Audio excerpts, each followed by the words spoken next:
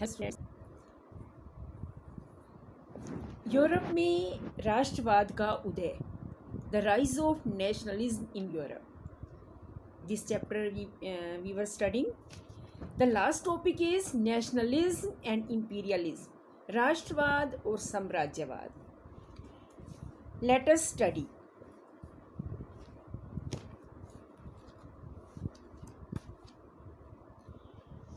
By the last quarter of 19th century, nationalism no longer retained realistic liberal democratic sentiments of the first half of the century but became a narrow creed with limit ends.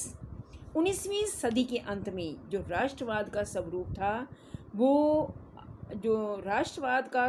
आदर्शवादी और जनतांत्रिक नहीं रहा.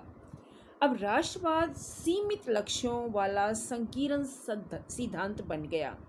During this period nationalist group became increasingly intolerant of each other and ever ready to go to war. और इस समय राष्ट्रवादी अनुदार यानी उदार नहीं रहे, लिबरल नहीं रहे, अनुदार होते चले गए और वो लड़ने के लिए हमेशा तैयार रहते थे. The most serious source of nationalist tension in Europe after 1871 was the area called Balkan.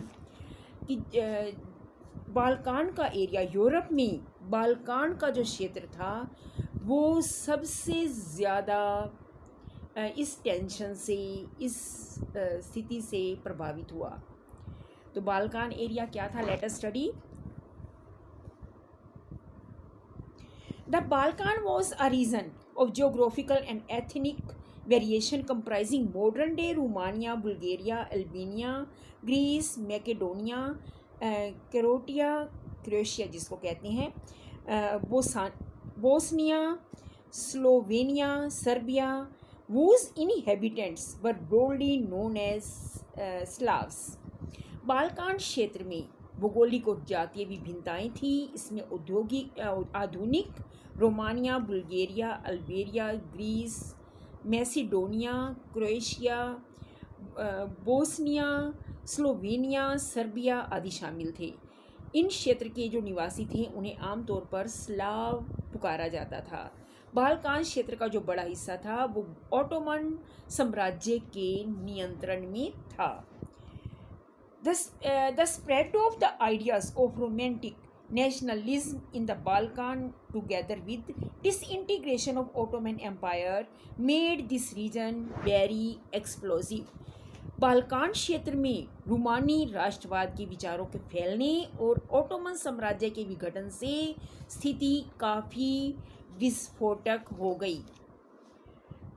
As the different Slavic nationalities struggle to define their identity and independence, the Balkan area became an area of intense conflict. The Balkan states were furiously jealous to each other and each hoped to gain more territory at the expense of other. जैसे जैसे विभिन्न Slav राष्ट्रीय समूहों ने अपनी पहचान और स्वतंत्रता की परिभाषा तय करने की कोशिश की, बाल्कान क्षेत्र गहरे टकराव का क्षेत्र बन गया. बाल्कान राज्य एक दूसरे से भारी ईर्ष्या करते थे. हर एक राज्य अपने लिए ज़्यादा से ज़्यादा इलाके हथियाने की उम्मीद कर रहा था. Matter further complicated and situation because the Balkan also became the sense of big power rivalry. During this period, there was an intense rivalry among the European power over trade and colonies as well as naval and military mights. परिस्थितियाँ और भी जटिल तब हो गई जब Balkan क्षेत्र में बड़ी शक्तियों के बीच काफ़ी प्रतिस्पर्धा, काफ़ी कंपटीशन होने लगा. इस समय यूरोपीय शक्तियों के बीच व्यापार और उपनिवेशों के साथ नौसैनिक और सैन्य ताकत के लिए भी भारी स्पर्धा थी. Each power, Russia, Germany, England, Austro-Hungary were keen to countering the hold of other powers over the Balkan, the extending their own control over the area. This led to a series of wars in the region, and finally the First World War. रूस, Germany, England, Austro Hungary की हर ताकत Balkan पर अन्य शक्तियों की पकड़ को कमज़ोर करके इस क्षेत्र में अपने प्रभाव को बढ़ावा देना चाहती थी। इससे इस इलाके में कई युद्ध हुए और अंत में ये बाल्कान टेंशन जो थी ये फर्स्ट वर्ल्ड वॉर का कारण बनी। तो आज हमारा ये चैप्टर यहीं पर समाप्त हो गया और नेक्स्ट वीडियो में हम इसके क्वेश्चन आंसर को स्टडी करेंगे।